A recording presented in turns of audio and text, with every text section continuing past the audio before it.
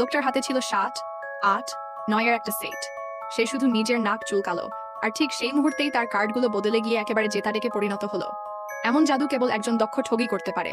কিন্তু সে যখন কার্ডগুলো নিজের পকেটে ঢোকাল, তখন তার ছেলে সবকিছু পরিষ্কারভাবে দেখে ফেলল। লোকটা ভেবেছিল সে জিতে গেছে। ঠিক তখনই সামনে বসে থাকা টাক পড়া লোকটা তার লোকজনকে তাকে ধরতে বলে। সে তাকে চিটার বলে দোষারোপ করে এবং হাত কেটে দেওয়ার হুমকি দেয়। ছেলেটা ভয়ে কাঁপতে থাকে আর বাবাকে বাঁচানোর জন্য কাকুতি মিনতি করতে থাকে। তার বাবা যদিও একজন মদ্যপ ছিল, তবুও সে একদম শান্ত ছিল। সে বলে, যত খুশি তল্লাশি নাও।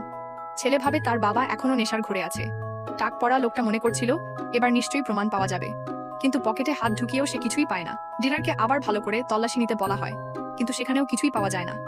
তারা বুঝতেই পারেনি সামনে যে লোকটা দাঁড়িয়ে আছে সে আর আগের মতো নেই। আগের জীবনে সে ছিল এক ভয়ঙ্কর ক্যাসিনো লেজেন্ড।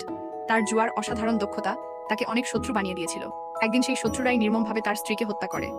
এই দুঃখে ভেঙে পড়ে সে জুয়া ছাড়ার সিদ্ধান্ত নেয়, কিন্তু শত্রুরা তাকেও গুলি করে মেরে ফেলে। পুনরায় চোখ খুলে সে নিজেকে এক দূরবর্তী গ্রামে আবিষ্কার করে।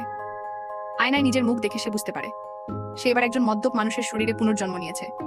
তার মেয়ে বাড়িতে টাকা খুঁজছিল, কারণ তার ভাই বোনের টিউশন ফি জোগাড় করার চেষ্টা করছিল। ভুল করে সে পৌঁছে যায় এক জুয়ার আড্ডায়।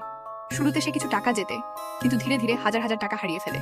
বাবা যখন নিজের সন্তানকে ধ্বংসের পথে যেতে দেখে, তার আগের জীবনের স্মৃতি চোখের সামনে ভেসে ওঠে। এই জন্মে সে আর সেই ভুল করতে চায় না। তাই সে মেয়ের পিছু নিয়ে সেই ক্যাসিনোতেই পৌঁছে যায়। ছেলেকে টাকা দিয়ে মেয়ে তাকে বাড়ি চলার জন্য বোঝায়, কিন্তু ছেলে আবার খেলতে জেদ ধরে। ঋণদাতা হুমকি দেয়, সময় মতো টাকা শোধ না হলে তার এক হাত কেটে নেওয়া হবে। বাবা ছেলেকে বাড়ি নিয়ে যেতে চাইলে ছেলে তাকে ধাক্কা দিয়ে সরিয়ে দেয়। ছেলের মনে বাবার প্রতি ঘৃণা ছিল, কারণ তার বিশ্বাস বাবা যোগ্য হলে তাকে এই পথে নামতে হতো না। বাবা তখন এক সঙ্গীর কাছে আরো টাকা চাইলে সে স্পষ্টভাবে না করে দেয়। তখনই বাবা বুঝে যায় এই লোকটাও শত্রুদের সঙ্গে হাত মিলিয়েছে। ছেলে যখন আর ধার পায় না, ঋণদাতার সঙ্গে সঙ্গে হাত কেটে দেওয়ার হুমকি দেয়। ছেলে ভয়ে কাঁপতে থাকে।